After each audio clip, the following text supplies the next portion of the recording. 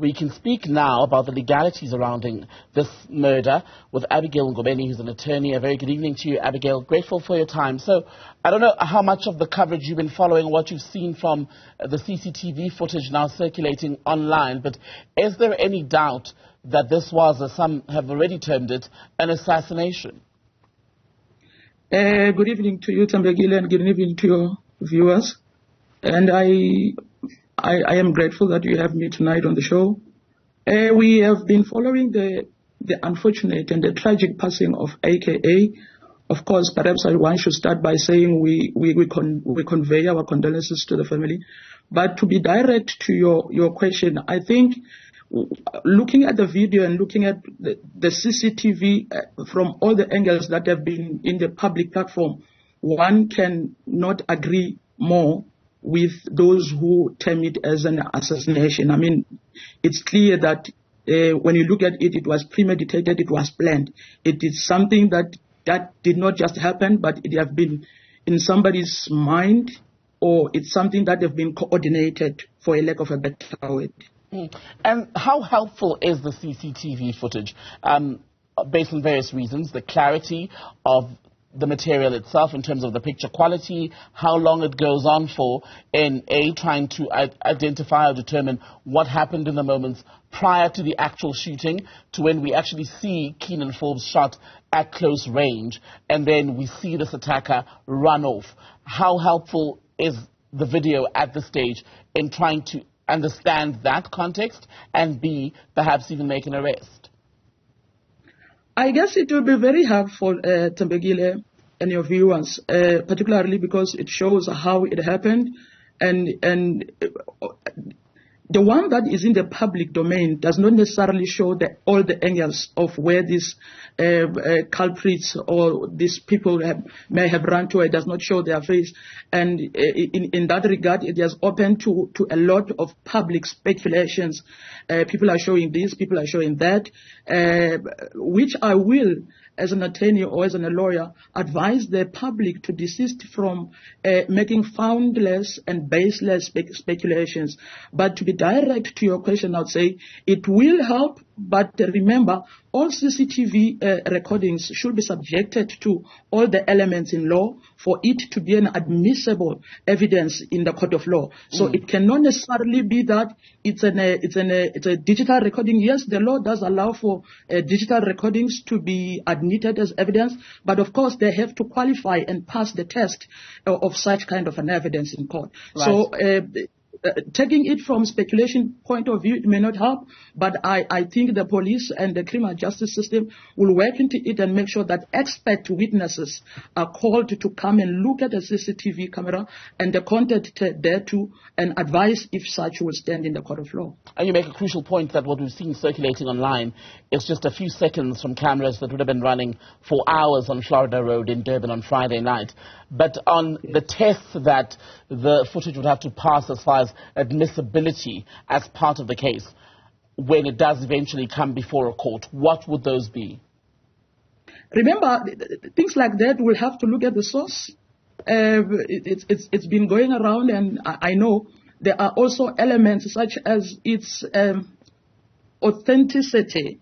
There are also qualified witnesses that deals with digital recordings to check if it has not been tampered with, if how it was recorded from a reliable machine, all those things. But of course, there are IT expert witnesses who are qualified to come and testify and help and assist the court to arrive at a conclusion insofar as admissibility of such evidence is concerned.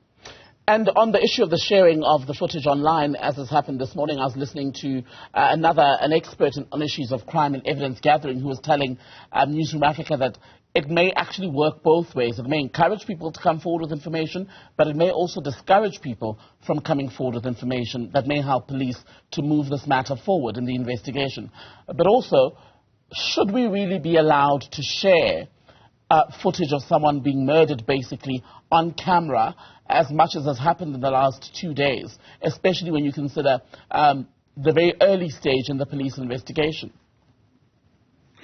In any case, Tebello and the viewers, I would say over and above the spirit of Ubuntu, where you wouldn't want the family to relive the pain of losing their loved one, it's advisable that we desist from publicizing, sharing pictures, sharing videos, particularly on social media, even to an extent that people are pinpointing, trying to get to who the killer may be. And of course, some go to an extent of writing that in social media. And such kind of things can be an offense in law and can also be punishable. So perhaps people don't necessarily just share. They even have some caption there that are foundless and baseless. And as a result, I would say people should desist from that. But to be direct to your question, I think I will agree with the sentiments shared earlier to say it can work both ways. But my take would be sharing it more than it has already been shared will expose it more to even be tempered with even more. We don't know. Like you said, will it help or would it in a way assist people to come forward, showing and knowing that that was planned, and there's people who directly shot him at a closer range and ran away, can also scare others, can also scare the public, can also create some fear to be even around the city of Durban and even KwaZulu-Natal. And that will also affect a lot of things economically that I don't want to get there. But my take would be to say people should desist from sharing either it's a pic, either it's a caption with baseless information, or that digital recording, and allow the police, of course, to investigate this particular matter and make sure that the docket is filled with the relevant information which will be able to stand the test, because all evidence in the docket will be tested to secure a successful conviction. Lastly, Abigail, and briefly, is there potential legal trouble, especially for people who've now been doing their own analysis of this video and are identifying some of the people who they say are in the shots and basically trying to link them as people who are either suspects or who may have known about a plot to kill AKA and Tipz? The law is very clear, Tembegile. You can't make baseless information. You can't make accusations without evidence.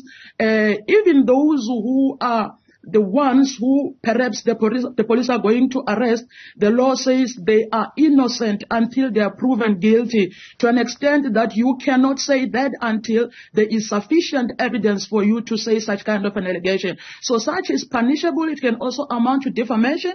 People can be sued for that and can be liable on a civil claim.